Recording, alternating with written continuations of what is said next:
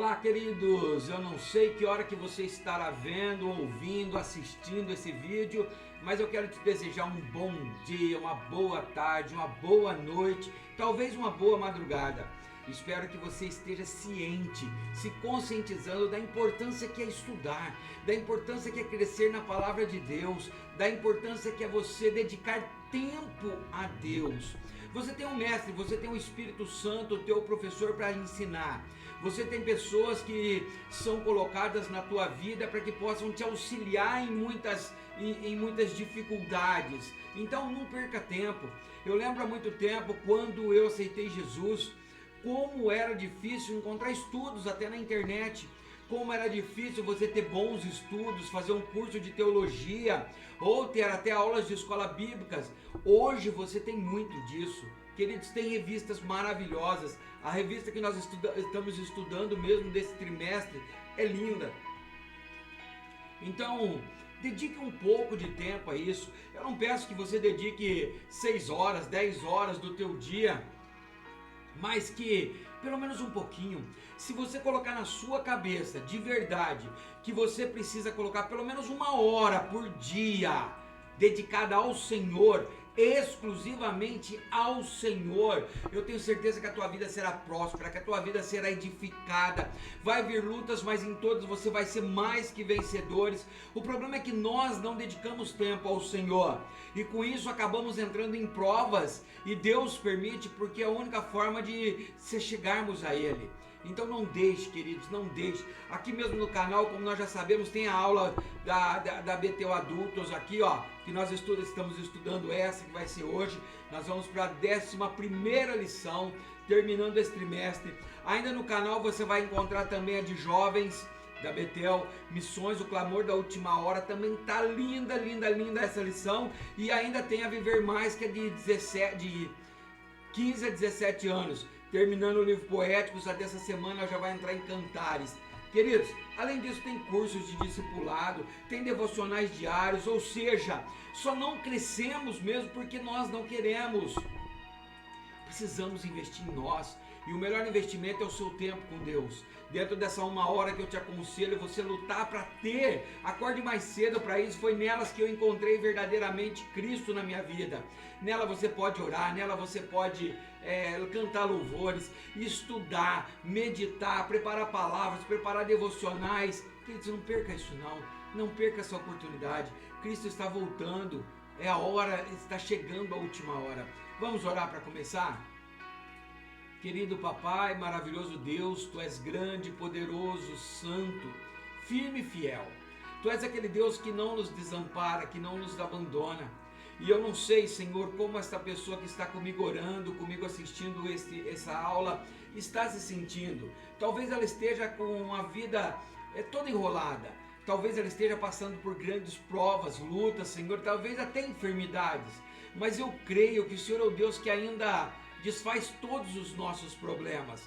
Use essa aula, Senhor, para nos ensinar, para abrir a vontade de estudar, para nos aproximar mais de Ti, Senhor. É o que te pedimos, ó Pai. Senhor Espírito Santo, vem tomar o seu lugar de mestre nas nossas vidas. Seja o professor dessa aula e de todas as outras. É o que te pedimos em nome de Jesus. Amém e amém. Vamos lá então, queridos, vamos comigo para a nossa aula de hoje, nossa 11ª aula da revista Betel Dominical Adultos.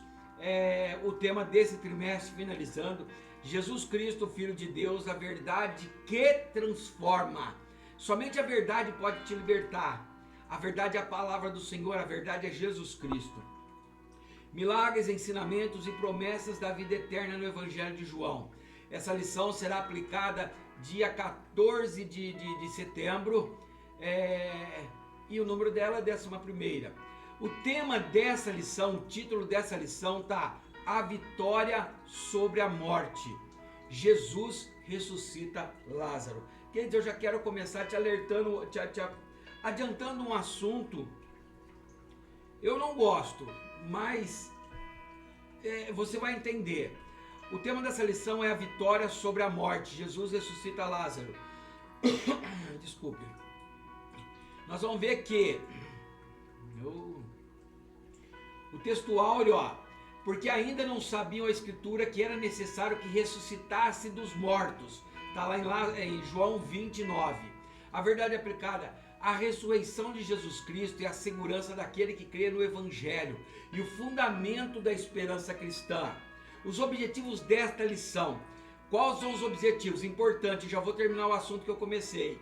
Compreender que a crucificação e a morte não venceram o Filho de Deus. Ou seja, a morte não venceu, a morte foi derrotada. Segundo, é identificar evidências da ressurreição do Filho de Deus. Terceiro, ressaltar que houve testemunhas da ressurreição do Filho de Deus. Olha o texto de referência. João capítulo 20, versículo do 1 ao 8, vai dizer assim, E no primeiro dia da semana, Maria Madalena foi ao sepulcro de madrugada, sendo ainda escuro, e viu a pedra tirada do sepulcro. Correu, pois, e foi a Simão Pedro e aos outros discípulos, a quem Jesus amava, e disse-lhe, levaram o Senhor do sepulcro, e não sabemos onde puseram. Então Pedro saiu com outro discípulo e foram ao sepulcro, e os dois corriam juntos, mas o outro discípulo correu mais apressadamente do que Pedro, e chegou primeiro ao sepulcro, e abaixando-se viu no chão os lençóis, todavia não entrou. Chegou, pois, Simão Pedro, que o seguia, e entrou no sepulcro e viu no chão os lençóis. Então entrou também outro discípulo que chegara primeiro ao sepulcro, e viu e creu. Amém. Queridos, esse é os textos, é o texto de referência que nós vamos estudar hoje. O que eu disse, o que eu comecei, preste atenção. O tema da nossa lição é a vitória sobre a morte, até aí tudo bem, mas o subtítulo é Jesus ressuscita Lázaro. Você vai notar, queridos, que no texto áureo está falando da ressurreição de Jesus. Os objetivos da lição está falando da ressurreição de Jesus. O texto que nós estamos estudando, que vamos usar como referência, é sobre a ressurreição, morte e ressurreição de Jesus. Então o que eu quero já te adiantar para você talvez não ficar meio perdido. O tema é lindo, o tema é maravilhoso, eu mesmo estava muito ansioso por esse tempo. Por quê? Porque ele ia falar de a ressurreição de Lázaro. Mas você consegue perceber que em momento nenhum ele citou? Ou seja, o nosso texto de hoje não vai falar da ressurreição de Lázaro. Eu acredito que fizeram esse texto, mas não revisaram esse tema depois da revista pronta. Esse tema vai falar exclusivamente da morte e ressurreição do nosso Senhor Jesus. Importantíssimo, não estou desqualificando esse tema, mas eu quero que você preste atenção. Não vai falar da morte e ressurreição de Lázaro.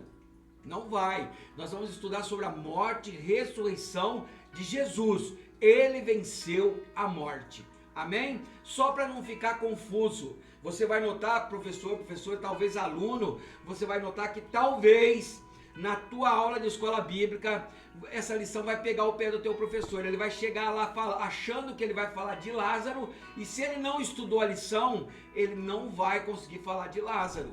A igreja pode ficar frustrada. Por isso, professor, a importância de estudar antes, a importância de acompanhar antes.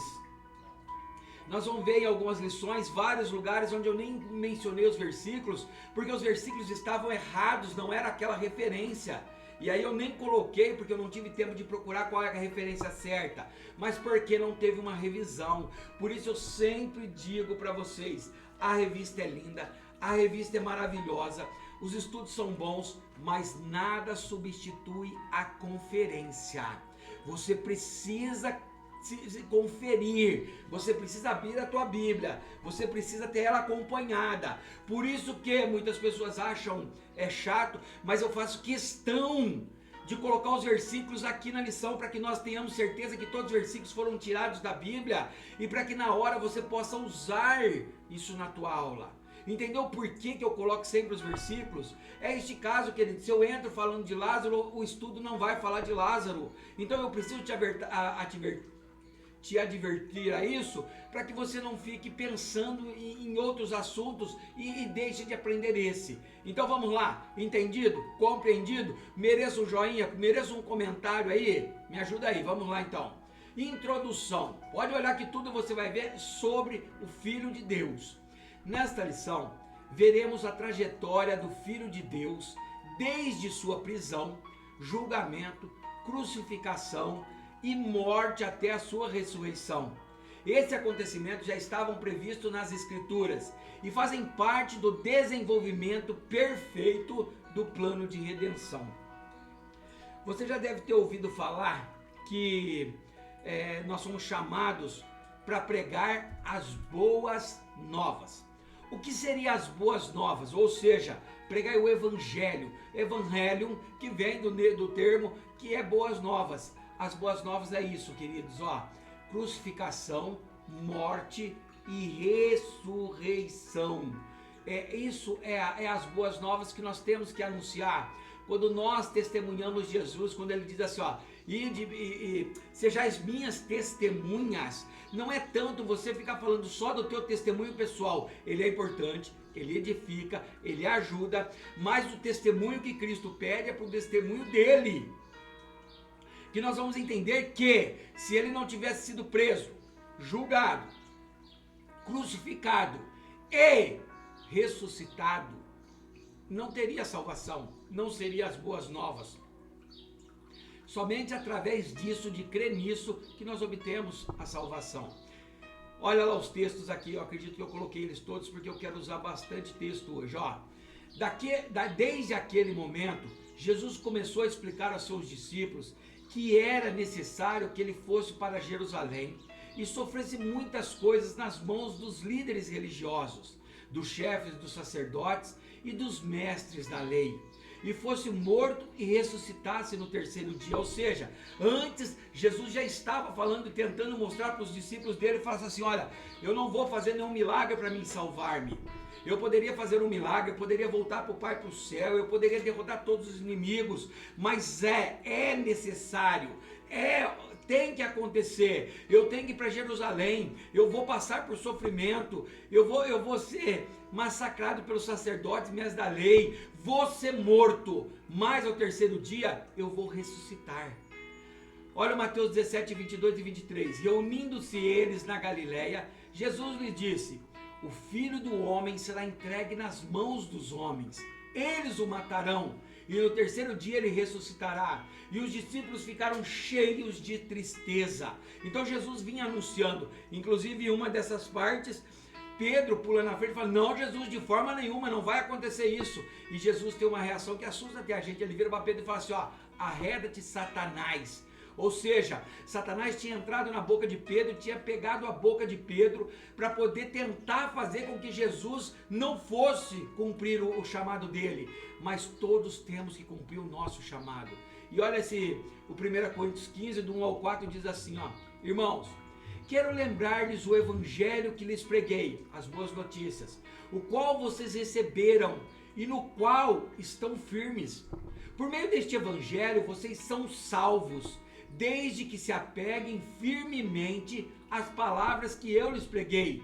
Caso contrário, vocês têm crido em vão. Paulo já estava alertando, falando assim, olha, eu preguei a ressurreição de Cristo, eu preguei o evangelho, eu te preguei as boas novas, eu preguei que através da salvação, se você crê que Jesus veio, padeceu, morreu e foi ressuscitado e levantou-se ao terceiro dia, você vai ter salvação. Caso contrário, você duvide, você não terá salvação. Pois o que primeiramente lhes transmito foi o que eu recebi, que Cristo morreu pelos nossos pecados, segundo as Escrituras, foi sepultado e ressuscitou ao terceiro dia, segundo as Escrituras. Então esses três textos, queridos, eles provam, eles tentam nos mostrar que as boas novas, o caminho da salvação, só foi concretizado através desses atos, através de Jesus ser preso, julgado, condenado, crucificado, levado sobre ele todas as nossas ansiedades e dores, mas ao terceiro dia ressuscitou. Quando ele ressuscitou, ele venceu a morte. Vamos lá então? Tópico primeiro, a prisão do Filho de Deus. Jesus foi preso no Getsêmani pelos servos dos judeus. Como nós não vamos ter esse texto todo para ler, eu vou colocar todos os versículos e gostaria que pedisse, se a sua aula tiver um tempinho maior, se ela não for um tempo curto, peça para que alguns dos seus alunos abram as escrituras, para que possa ter essa interação, até familiarizar com os textos. Olha João 18:12, o que vai dizer? Assim, o destacamento com o seu comandante, os guardas dos judeus, prenderam Jesus e amarraram o nosso mestre. Sem nenhuma acusação ou denúncia protocolar. Ou seja, não tinha nada que desse autoridade para que eles prendessem Jesus. Mas, como é necessário, ele tinha que passar por isso. Foi aprisionado sem saber do que culpavam, na calada da noite. No Getsêmani, onde costumava orar com seus discípulos. Lembra onde ele ficava? Olha lá. Ora, Judas, o traidor, conhecia aquele lugar porque Jesus muitas vezes se reunira ali com seus discípulos. Então, olha, quando ele soube que Jesus ia orar, ele correu, se vendeu, e ele já sabia o local, porque várias e várias vezes, inclusive ele, Judas, tinha ido àquele monte orar. Abre um parênteses aqui. Você tem orado? A tua família tem reconhecido o teu canto de oração? Você tem um canto especial na tua casa, aonde você ora? Você tem se trancado à porta do teu quarto e orado ao Senhor? Se Jesus e os seus discípulos viviam isso, nós temos também que viver. Jesus foi traído por Judas, 18:3, né? Só a continuidade desse texto. Então Judas foi para o Olival, Monte das Oliveiras, levando consigo um destacamento de soldados e alguns guardas enviados pelos chefes dos sacerdotes e fariseus, levando tochas, lanternas e armas. Ou seja, depois de vendido, ele leva até Jesus. Já preso, foi levado a Anás, também identificado como sumo sacerdote. Olha esses dois versículos, o 13, João 18:13. E o levaram primeiramente a Anás, que era o sogro de Caifás, o sumo sacerdote naquele ano, o chefe de todos os sacerdotes.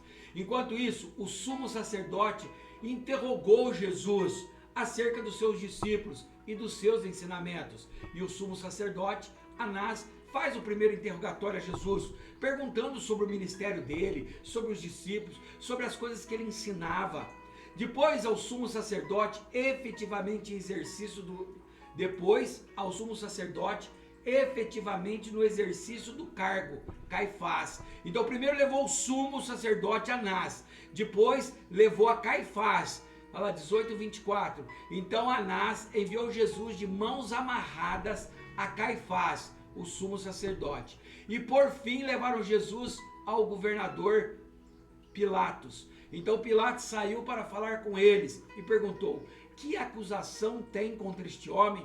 Então olha, queridos, primeiro a prisão de Jesus. Eles catam Jesus, Judas vai lá, entrega Jesus, leva os soldados e a guarda até o Monte das Oliveiras, aonde ele conhecia muito bem, entrega aos guardas. Os guardas amarram Jesus e leva a Anás, o sumo sacerdote, o sogro de Caifás, o mais alto na hierarquia deles.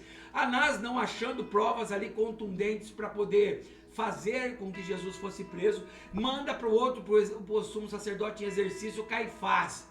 Caifás, por fim, sabendo que ele não poderia julgar, ele não poderia determinar a morte de um homem, somente Roma, ele encaminha para Pilatos. E Pilatos termina dizendo assim: o que vocês têm contra estes? O Filho de Deus é julgado. Agora começamos o julgamento do Filho de Deus. O julgamento do Filho de Deus foi o ato injusto e perverso. Abro outro parênteses, como é aula, mas eu como sou pregador também da palavra, quer dizer, eu preciso fazer esses adendos. Quantas vezes nós não somos julgados injustamente e muitas vezes perversamente? Quantas vezes não se levantam mentiras contra nós, contra a nossa moralidade, contra o nosso ministério? Quantas vezes nós não precisamos passar por injustiças? Queridos, muitas e muitas vezes. Mas lembre-se, Jesus, o Deus vivo, encarnado em homem, na pessoa de homem, foi sem ter nada de acusação. Foi feito um julgamento injusto para ele e perverso, sem ninguém para defendê-lo. Os evangelhos nos mostram que conforme crescia a fama de Jesus, também crescia o ciúme dos líderes de Israel. Na noite que Jesus foi preso, eles passaram a madrugada julgando o mestre, e após a decisão do sinédrio, foi levado ao governador. Então olha lá, vamos ler esse versículo. Em seguida de Caifás, os judeus levaram Jesus para o pretório. Já estava amanhecendo e para evitar a contaminação cerimonial, os judeus não entraram no pretório, pois queriam participar da Páscoa. Então Pilatos saiu para falar com eles e perguntou: que acusação vocês têm contra este homem? Responderam eles: se ele não fosse criminoso, não teríamos entregado a ti. Olha então, queridos, eles passaram primeiro a madrugada toda julgando Jesus. Ou seja, entre eles, só acusação. Não tinha ninguém para defender Jesus. A noite inteira eles conversam entre eles dentro do sinédrio, onde ficavam os 70, julgando ele, e não conseguem determinar nada, e eles começam a levantar acusações contra Jesus. Então eles levam para o pretório, para o lugar de onde Pilatos estava para fazer o julgamento. Eles não entram lá porque eles não queriam se contaminar para não perder a Páscoa, mas Pilatos vai ter ele e pergunta: o que vocês têm contra ele? E eles, ao invés de responder a acusação, porque não tinham acusação contra o mestre, eles respondem: olha, se ele não fosse criminoso, nós não teríamos trazido ele para o Senhor. Ou seja, eles tentam se esquivar injustamente. Pilatos então, após açoitar Jesus, olha lá 19:1, então Pilatos mandou açoitar Jesus. Após ele açoitar Jesus, declarou não ver nenhum crime ao qual condenar Jesus. Mais uma vez Pilatos saiu e disse aos judeus: vejam, eu estou trazendo a vocês, para que saibam que não acho nele nenhum motivo de acusação. Então olha a estratégia de Pilatos. Pilatos pega Jesus, manda ser açoitado. Lembra os açoites de Jesus? 40 menos 1, 39 açoitadas com azorrague. Azorrague era aquele cabo de madeira com tiras de couro e na ponta amarrado osso e ferro. E eles chicoteiam 39 vezes, dilacerando o corpo de Jesus. Pilatos faz com a intenção de que, ao levar Jesus de volta aos judeus, eles reconhecem que Jesus não era criminoso ao ponto de ser morto. E aí Pilatos volta e fala assim: ó, pronto, está açoitado, está aqui castigado, mas ele não tem nada para que ele seja crucificado. Então submeteu a decisão do povo, ou seja, as mesmas pessoas que dias antes saudaram a entrada do Filho de Deus em Jerusalém. Eu não sei se eu coloquei esse texto, que ele é grande, queridos. Deixa eu ver. Não coloquei. Mas você, professor, consegue abrir? É aquela onde Pilatos, vendo que não tinha jeito, o que ele faz? Eu vou submeter o povo. Porque o povo vai ver ele todo cortado, chicoteado, machucado, e o povo vai sentir dó dele, compaixão dele, e vai pedir para libertá-lo. Então Pilatos leva ele na frente do povo e coloca ele na frente do povo e diz aqui está o que eu faço com ele. E o povo, incentivado pelo sinédrio, incentivado pelos judeus, agora eles pediam a crucificação de Jesus. E olha que eles começam: ao vê-los, os chefes do sacerdote e os guardas gritaram: crucifica-o, crucifica-o. Mas Pilatos respondeu: levem vocês e crucificam-no. Quanto a mim, não encontro base para acusá-lo. Ou seja, aí os líderes, a maioria, eles começam a incitar o povo: crucifica-o, crucifica-o, crucifica-o, e faz com que o povo vai se contaminando. Queridos, cuidado. Muitas vezes, quando nós não estamos alinhados com a vontade de Deus, quando nós não estamos alinhados com a palavra de Deus, podemos cair nessas ciladas de condenar inocentes, de fazer coisas erradas por estarmos associados a pessoas que nós achamos que sabem tudo. Por isso, todo julgamento primeiro tem que passar por este crivo. Todo julgamento tem que passar por este crivo. Queridos, a voz não deve estar sido muito alta aí. Eu melhorei um pouquinho o som agora. Me perdoe aí, queridos. Então, queridos, nós precisamos entender isso. Entender essa verdade poderosa.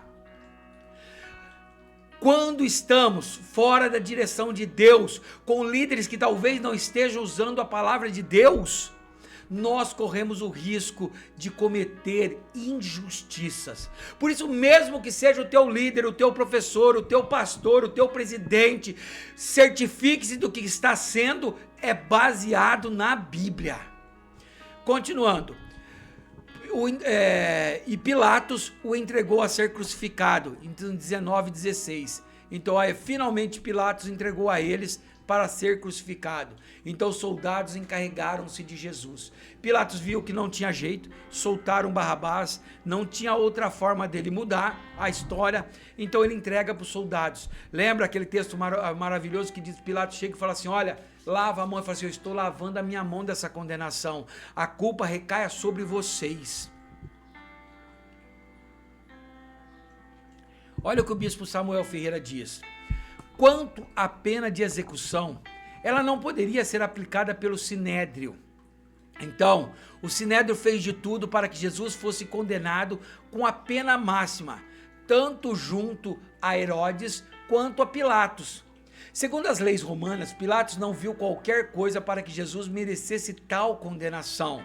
Ao recebê-lo de volta da parte de Herodes, tentou livrá-lo da condenação, dizendo, eis que examinando-os na vossa presença, nenhuma culpa das de que acusais acho neste homem. Porém, na multidão gritava, crucifica-o, crucifica-o. Como era costume soltar um preso, Pilatos o fez decidir entre Barrabás e Jesus. A multidão escolheu soltar Barrabás. Então é um texto lindo, maravilhoso, que todos nós já conhecemos um pouco dele. Pilatos recebe ele, com medo de fazer coisa errada, manda ele para Herodes, que era o mais poderoso. Herodes não vê nada, manda de volta para Pilatos julgar. Pilatos vai para ele de novo e fala assim, não tem do que eu julgá-lo. E aí Pilatos usa e fala assim, então vamos fazer o seguinte, eu vou pegar um criminoso verdadeiro, e como nesse dia nós temos direito de soltar um criminoso, eu vou colocar para o povo escolher, acreditando que o povo seria sábio para escolher soltar Jesus. Ele foi crucificado. 1.2, a crucificação do Filho de Deus. O mais cruel e desumano instrumento da morte da época se transformou no símbolo do cristianismo, quando na cruz o Filho de Deus levou sobre si os nossos pecados. 1 Pedro 2,24. Ele mesmo levou em seu corpo os nossos pecados sobre o madeiro, a fim de que morrêssemos para os pecados e vivêssemos para a justiça. Por suas feridas fomos curados. Queridos, o texto é bem claro. A cruz era o mais cruel e desumano instrumento de morte daquela época. Por que, queridos, era o mais desumano instrumento de morte? Imagine, quando uma pessoa é decretada a morte, nas cidades que tem, nos países que tem condenação de morte, é injetado um líquido nele para que ele morra logo, é uma cadeira elétrica com um choque forte que ele já desmaia e morre logo, ou seja, era decapitado, era alvejado com tiros, era morte rápida. A cruz, o que era a morte da cruz? A morte da cruz era um dos piores, era o mais desumano.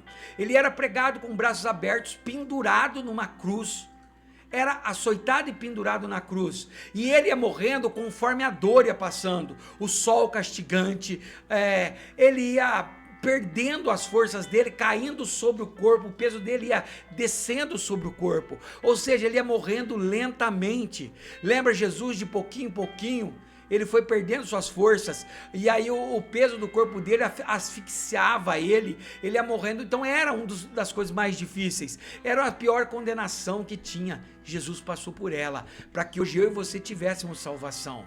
Jesus foi crucificado entre dois ladrões, agonizando na cruz. João 19, versículo 18, ali o crucificaram com ele dois outros, um de cada lado de Jesus. Em seu ministério, ele perdoou pecados.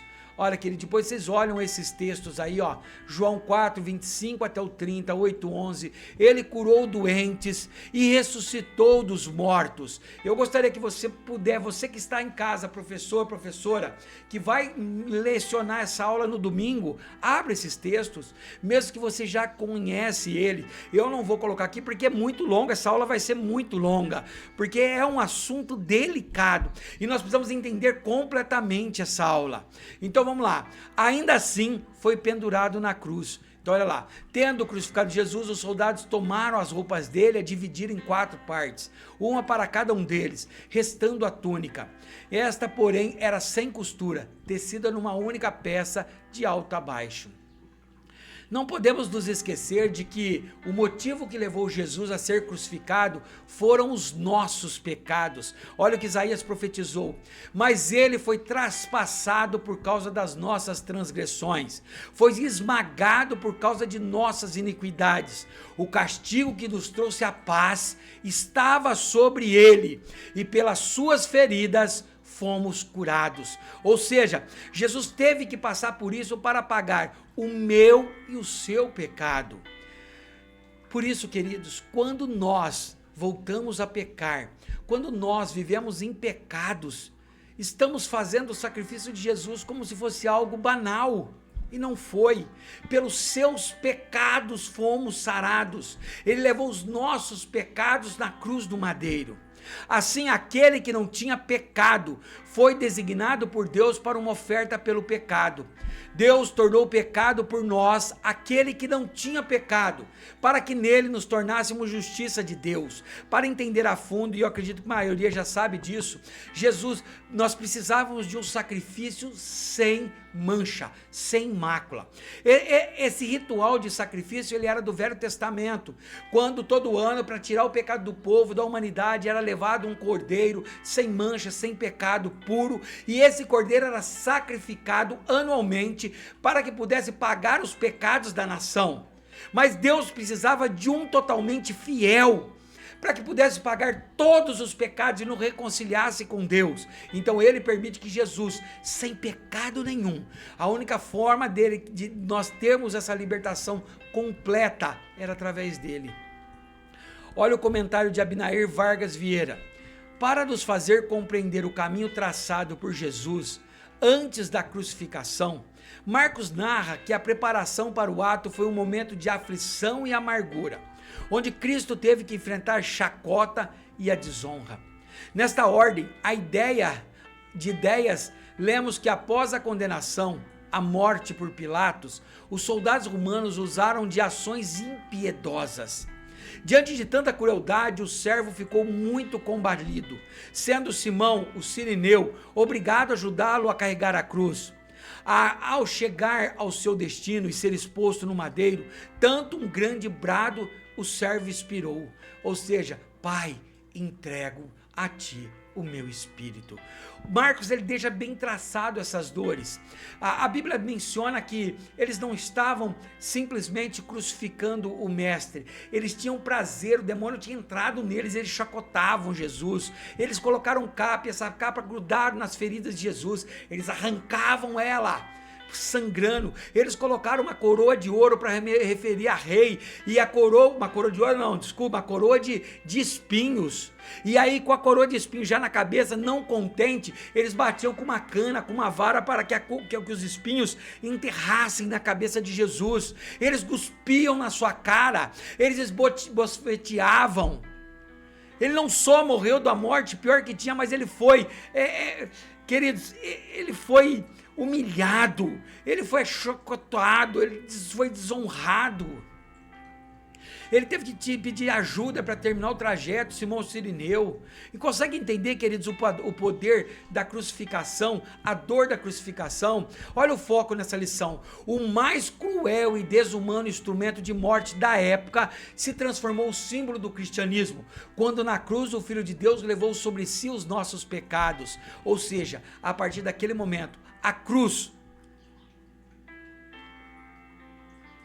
tornou-se o nosso símbolo, símbolo do cristianismo.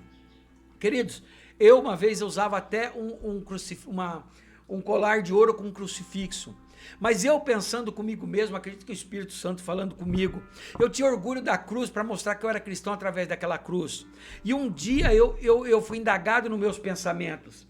Se eu tivesse um filho e um assassino tivesse tirado a vida de um filho meu com uma 765, será que eu ia ter prazer em comprar um pingente de uma 765 e andar no meu peito para me lembrar que foi aquela 765 que matou o meu filho? A partir daquele momento eu tirei a cruz da minha vida, queridos, porque é o símbolo de humilhação, é o símbolo de morte e ressurreição de Jesus, mas a cruz para mim não lembra Jesus, o que lembra Jesus para mim é a ressurreição, que ele venceu a morte.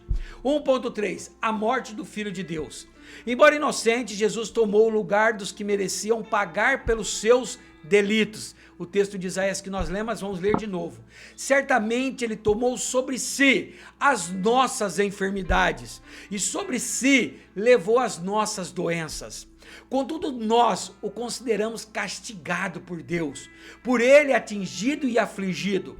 Mas ele foi traspassado por nossas transgressões, foi esmagado por nossas iniquidades. O castigo que nos trouxe a paz estava sobre ele, e pelas suas feridas ou pisaduras fomos curados.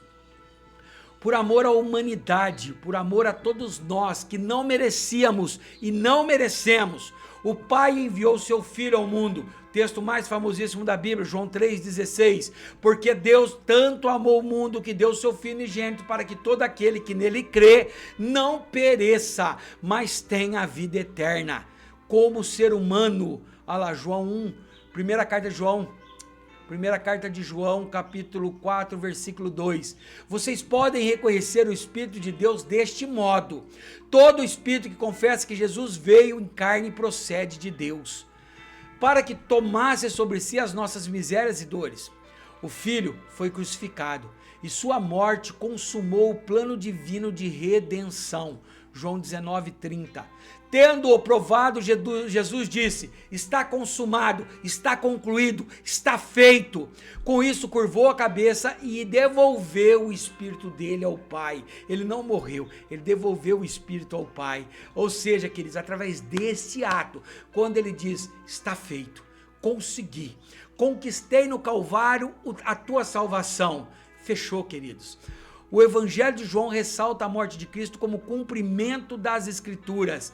Estas coisas aconteceram para que se cumprisse a Escritura. Nenhum dos seus ossos será quebrado. E como diz a Escritura no outro lugar, olharão para aquele que traspassaram. Traspassaram como, queridos? Quando ele estava lá, cataram a lança e enfiaram a lança do lado dele.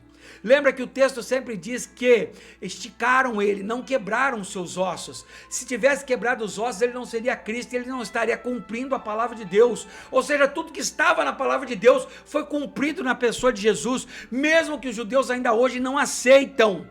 Ainda estão esperando Jesus. O meu veio, cumpriu completamente as Escrituras. Olha o que o bispo Manuel Ferreira diz: mesmo dilacerado, chicoteado, agonizado na cruz, Jesus revelou o seu incomparável amor e sua poderosa autoridade ao declarar que a um dos ladrões estaria assegurado o seu reino.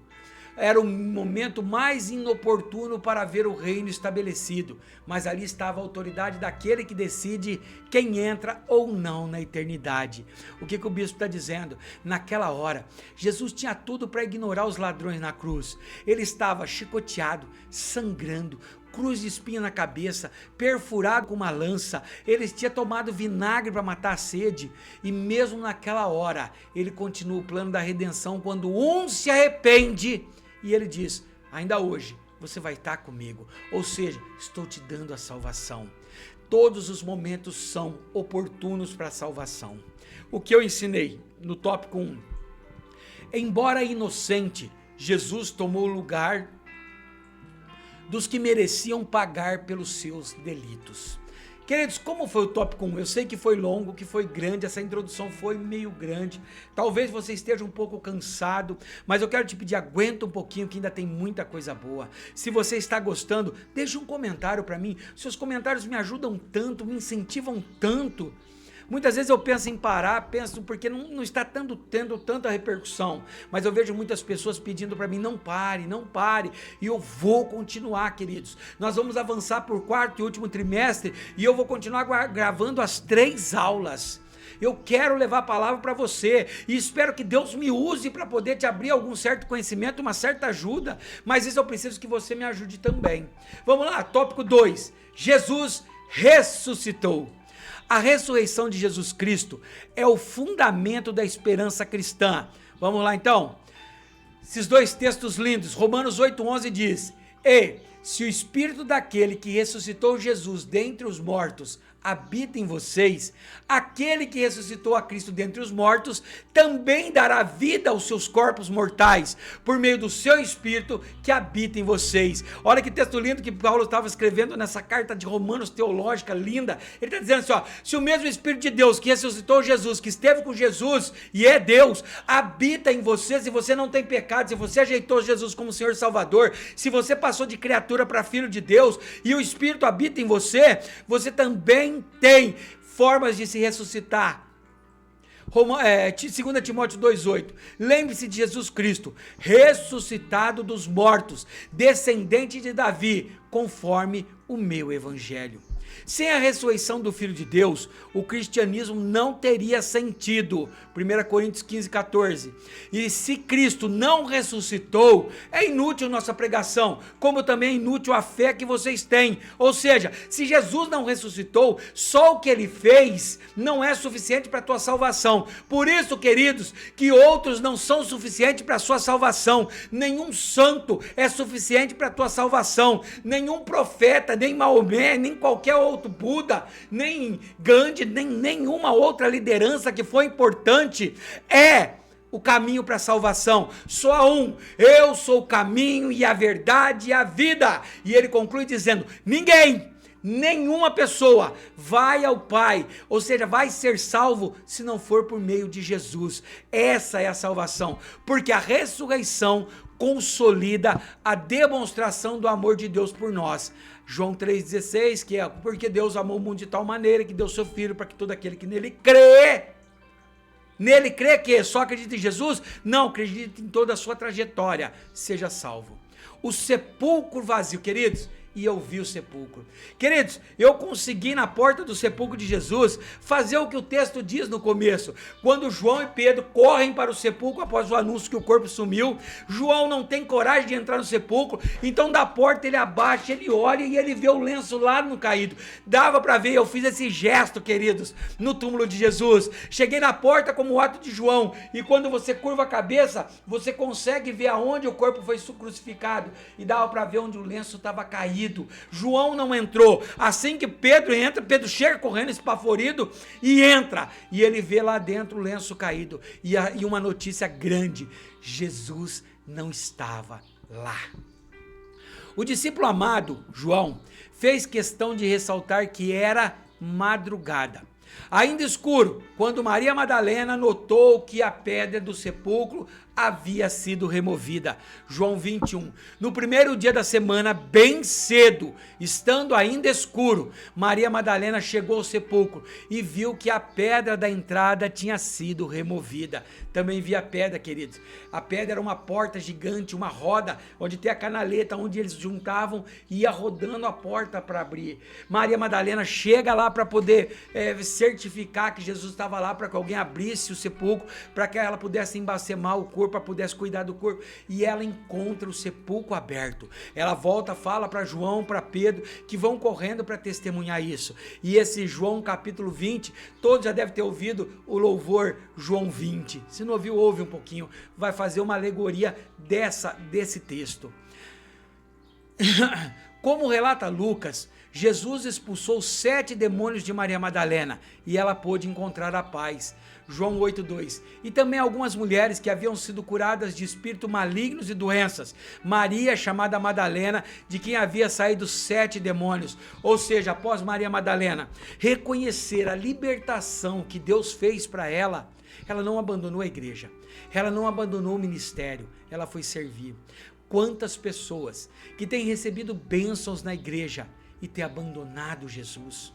Lembra dos 10 leprosos? Os 10 foram totalmente curados da lepra, que era a doença, uma das piores doenças que tinha da época. Somente um voltou para reconhecer. Será que nós temos voltado para reconhecer? Após a libertação de Maria Madalena, passou a seguir a Cristo. Ao ver o sepulcro vazio, ela vai até João e Pedro e lhes diz que havia levado o corpo do Senhor, mas não sabia para onde. Então correu ao encontro de Simão Pedro e do outro discípulo, aquele a quem Jesus amava, e disse: tiraram o Senhor do sepulcro e não sabemos onde colocaram. Então ela volta, queridos, apavorada, desesperada, e fala para eles: olha, cataram, roubaram o corpo de Jesus, vamos lá comigo, alguém tem que encontrar o corpo. Olha o que o bispo Manuel Ferreira diz: o apóstolo Paulo nos ensina que sem a ressurreição de Cristo, nossa fé seria vã, o texto que nós já lemos. A nossa pregação seria inútil e a nossa esperança seria vazia. Nosso testemunho seria falso e os nossos pecados não seriam perdoados. Seríamos os mais infelizes de todos os homens. Sem a ressurreição de Cristo, o cristianismo seria o maior engodo da história, mentira, enganação, a maior farsa inventada pelos cristãos. Os mártires teriam morrido por uma mentira.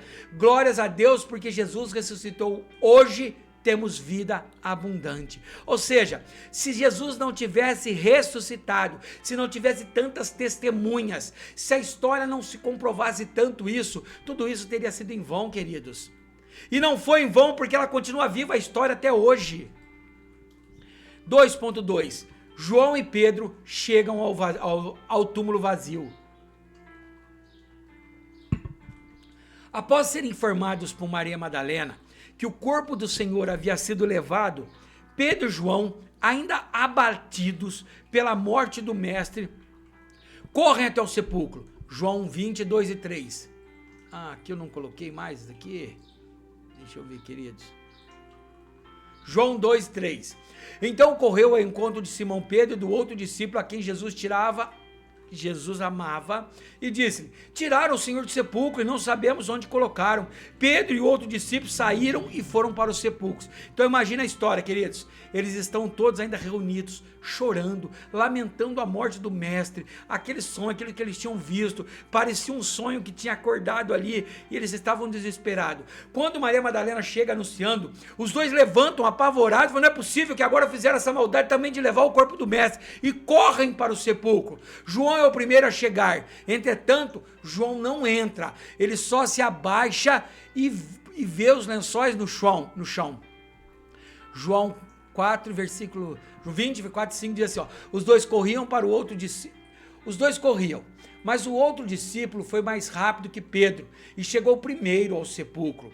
Ele se curvou e olhou para dentro, viu as faixas de linho ali, mas não entrou. Lembra que eu disse que eu fiz essa experiência lá? Eu lembrei desse texto e eu queria fazê-lo. Eu cheguei na porta, a porta é mais baixa.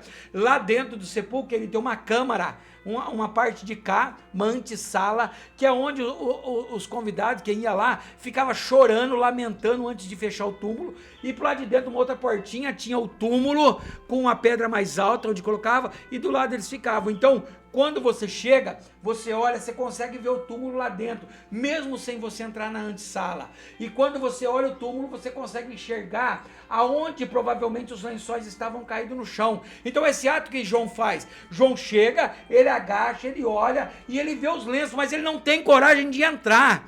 Pedro chega, entra no sepulcro e vê os lenços caídos. Quando vê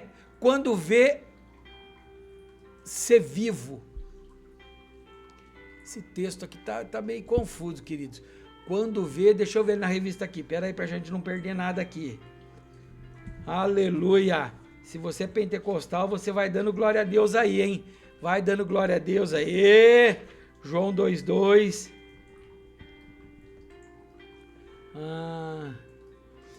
Deixa eu ver aqui. Quando vê o sepulcro vazio, tá faltando um pedaço de texto ali, queridos. Quando vê o sepulcro vazio, João crê que Jesus está vivo. Tem um textinho ali ainda que foi excluído na hora de eu fazer a colagem. Então o que ele diz? Diz assim o texto: quando vê o sepulcro vazio, ou seja, quando Pedro vê que quando vê o sepulcro vazio, João crê que Jesus está vivo. O Filho de Deus foi o Filho de Deus não foi derrotado para a morte. Ou seja, João viu, ele acorda, desperta e fala assim, peraí, se tivesse roubado o corpo, teriam levado com os lençóis, mas quando ele vê o lençol caído no chão, ele cai até a ficha, opa, ele disse que ressuscitaria, ele está vivo, ele venceu a morte. Você pode dar um glória a Deus comigo? Jesus venceu a morte. Ralph Earl Joseph comenta, houve muitas conjecturas a respeito do motivo porque João venceu a corrida. A explicação mais plausível é a agilidade. João era o mais jovem dos dois e estava apenas registrando um fato interessante através do seu testemunho ocular no interior. Pedro e João, que o seguiu, puderam ver algo mais. Não viram apenas os lençóis, mas também que o lenço que estivera sobre a cabeça de Jesus não estava com os lençóis, mas enrolado num lugar à parte. Esse texto dá para aprofundar tanto, queridos. Olha que o comentarista está falando sobre a corrida, por que João chegou primeiro? Queridos, João era mais novo, João era o mais novo dos discípulos. João amava muito Jesus. Ele sai desesperado, com medo que alguém tivesse roubado o corpo de Jesus. E o interessante é que eles olham, João já tem a visão de que Jesus está vivo. E quando ele entra lá dentro tem outra revelação. O lenço que se colocava sobre a face do morto, queridos, tinha sido enrolado e colocado do lado. Isso simbolizava que ele voltaria. João 2,3, vamos lá que essa aula está ficando longa, hein? Ressurreição de Jesus, o centro da mensagem cristã. As boas novas. Aqui é a mensagem verdadeira. Na primeira mensagem, após a descida do Espírito Santo, a ressurreição é apresentada como um fato histórico e crucial no plano divino da salvação. Gostaria que vocês abrissem a Bíblia de vocês e lessem esse texto. Ele é um pouco longo, eu não vou poder lê-lo agora. Mas olha que ali, Pedro vai estar descrevendo a salvação. A história porque havia de acontecer tudo isso, que já tinha sido prescrita nas Escrituras. Pedro, quando começa cheio do Espírito Santo pregar, ele não fala palavras da boca dele, ele não fala testemunho da vida dele, ele não conta que ele foi transformado, mas ele conta o testemunho de Jesus através das Escrituras. Na cura do coxo e diante das autoridades religiosas, o anúncio da ressurreição de Jesus Cristo também está presente. Deixa eu ver se eu coloquei esse texto aqui, queridos. Coloquei. Então olha lá, Atos 3,15.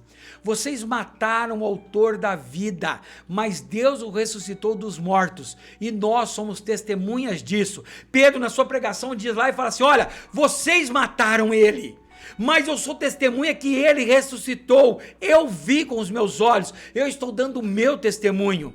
E aí 4,10, saibam os senhores e todo o povo de Israel que por meio do nome de Jesus, o Nazareno, a quem os senhores crucificaram, mas a quem Deus ressuscitou dos mortos, este homem está aí curado diante dos senhores. Então eles vão dando testemunho. A grande tarefa dos apóstolos era dar testemunho da ressurreição do Senhor Jesus. Atos 4,33. Com grande poder os apóstolos continuavam a testemunhar da ressurreição do Senhor Jesus e a grandiosa graça que estava sobre todos eles. Ei, professor, pregador, quem usa da palavra, deixo bem claro isso.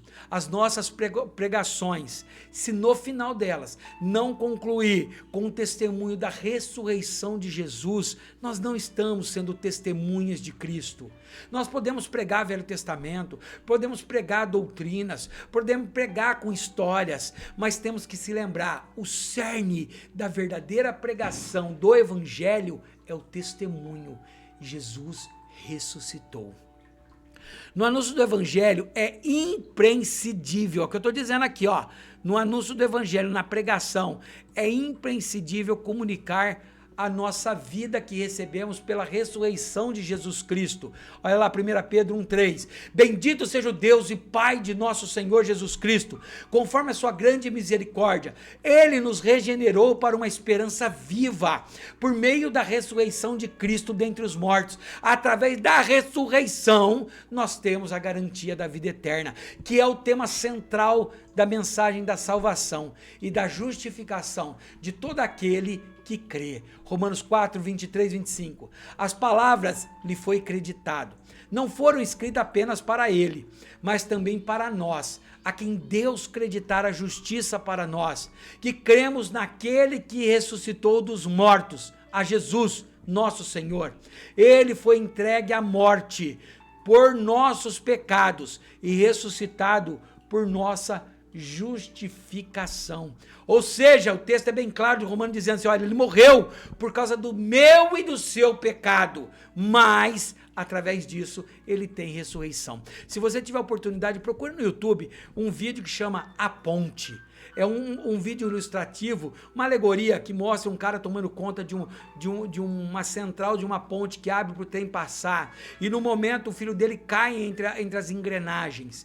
E vinha vindo o trem lotado de passageiro. Ele tem duas escolhas: sacrificar o filho dele para salvar todas aquelas vidas que estavam no vagão, ou sacrificar todas aquelas que estavam no vagão e salvar o teu filho. Foi isso que Jesus fez. Sacrificou o teu filho para que eu e você tivéssemos uma salvação.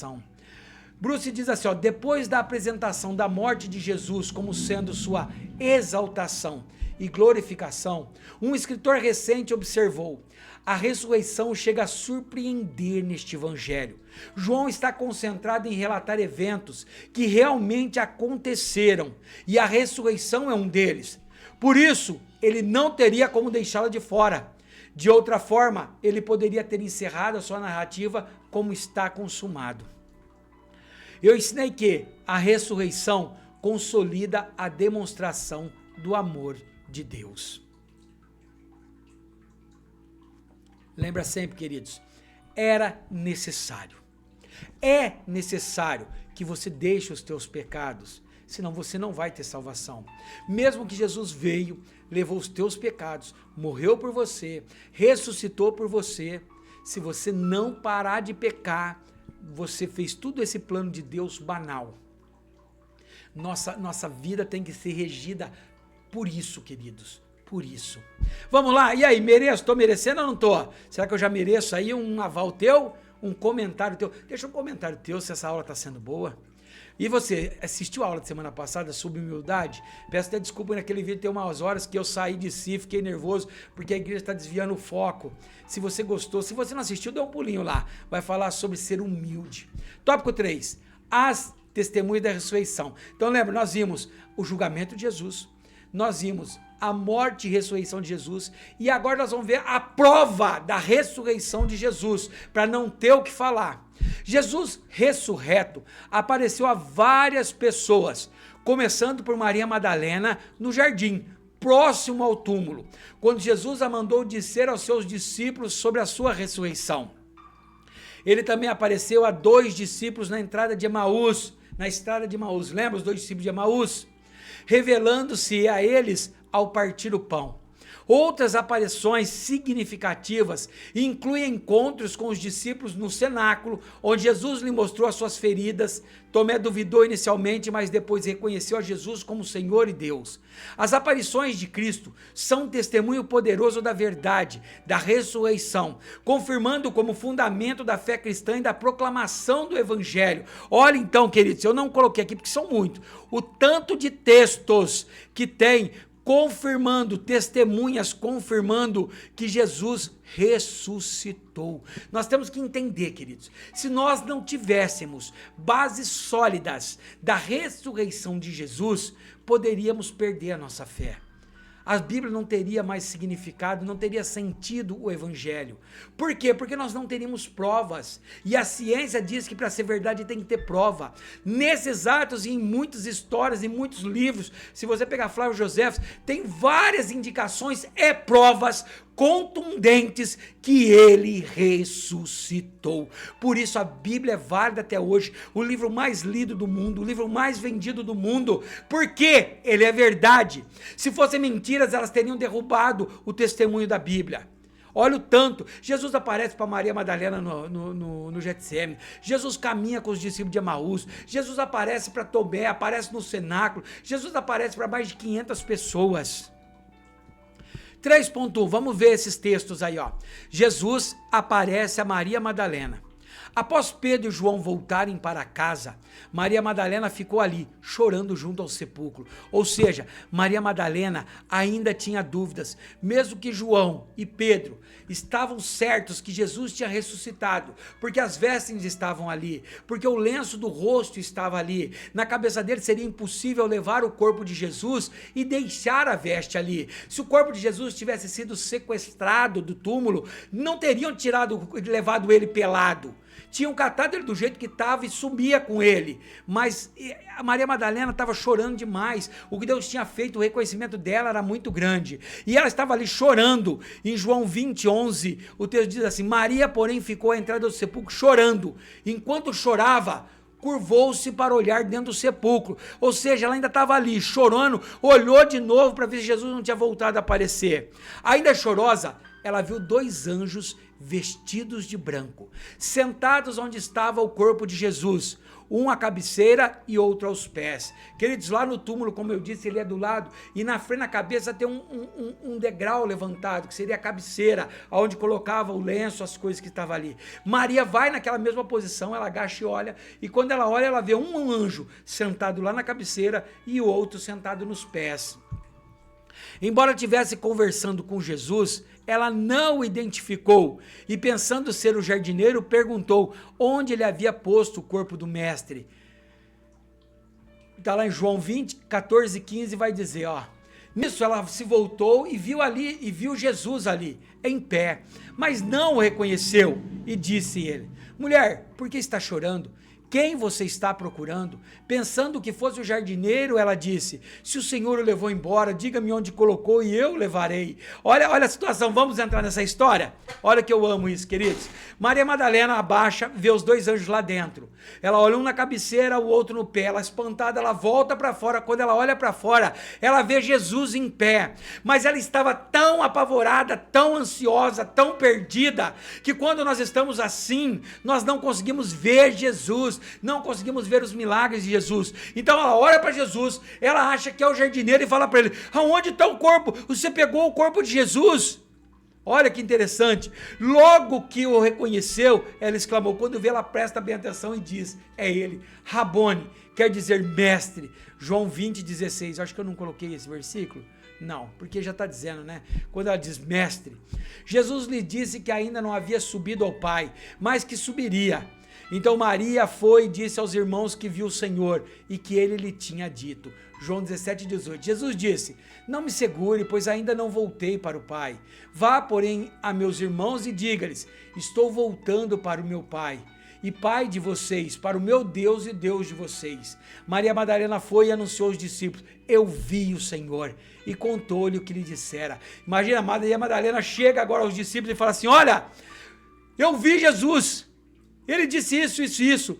Pedro e João, que já tinha aquela certeza no coração, eu acredito que começam a saltar, eu acredito que eles começam a se pular um ao outro, começam a se abraçar e chorando. Ele está vivo, ele cumpriu o que ele disse que ressuscitaria. Olha o que Mierper diz: seus olhos marejados de lágrimas só conseguiram ver obscuramente uma forma humana que julgou ser o jardineiro.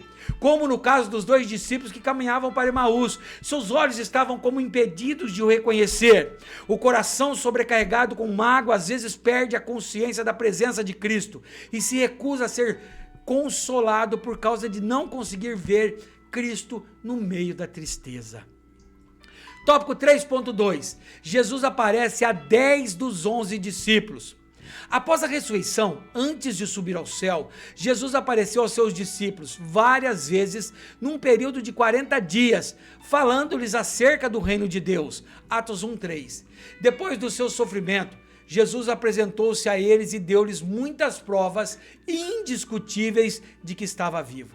Apareceu-lhes por um período de 40 dias falando acerca do reino. Ou seja, testemunhando que durante 40 dias Jesus ainda apareceu para os seus discípulos, ensinava, explicando, ensinando. Queridos, que coisa linda. Em certo domingo, os discípulos estavam reunidos a portas fechadas, trancadas, porque estavam com medo dos judeus. Eles pensavam: os judeus mataram o mestre, vão nos matar também. Olha lá, ao cair da tarde daquele primeiro dia da semana, domingo, estando os discípulos reunidos a portas trancadas, por medo dos judeus, Jesus entrou, pôs-se no meio deles e diz: paz seja com vocês. Olha só, eles estavam trancados, com medo. Agora os judeus vão nos matar também. Jesus entra pela porta. Ele passa pela porta.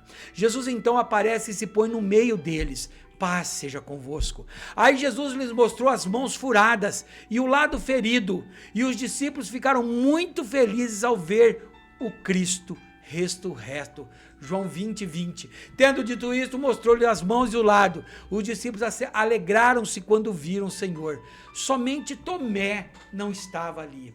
Ou seja, quando Jesus chega naquele ponto, ele pede para eles, olha, ele entra e fala, ei, sou eu. O corpo transfigurado, talvez não dando para ver que era Jesus brilhando, mas ele mostra, tá vendo a marca da minha mão? Olha aqui onde colocaram a lança. Eles se maravilharam, mas só tinha 10 dos discípulos ali. Tomé não estava. 10 porque Matias ainda não tinha sido escolhido para ficar no lugar de Judas, e Judas já tinha sido morto ou suicidado.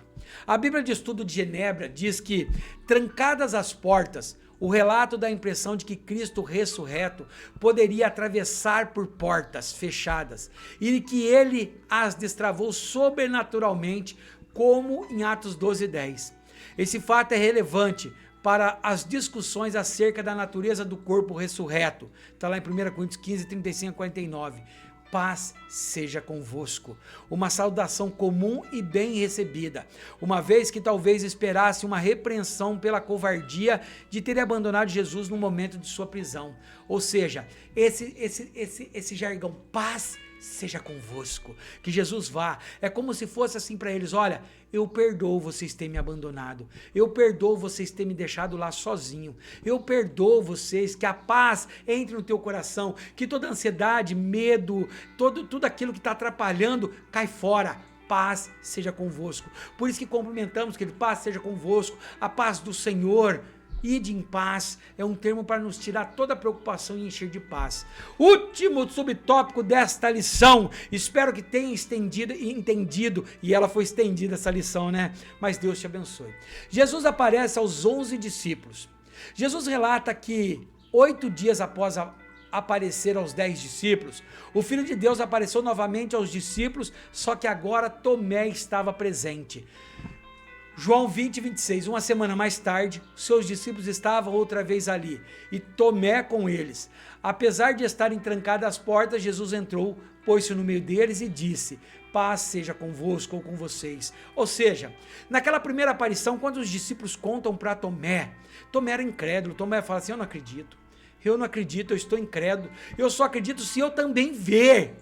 Depois de uma semana eles estavam reunidos de novo, Jesus atravessa a porta, diz, paz seja convosco, e olha lá, as mesmas portas estando fechadas, Jesus entrou e se pôs no meio dela. Nessa oportunidade Jesus disse a Tomé, veja as minhas mãos e põe o seu dedo nelas, estenda a mão e ponha no meu lado, pare de duvidar, creia. Olha só, foi nessa aparição que Jesus censurou a descrença de Tomé, que logo exclamou, meu Deus e Deus meu. João 20:28.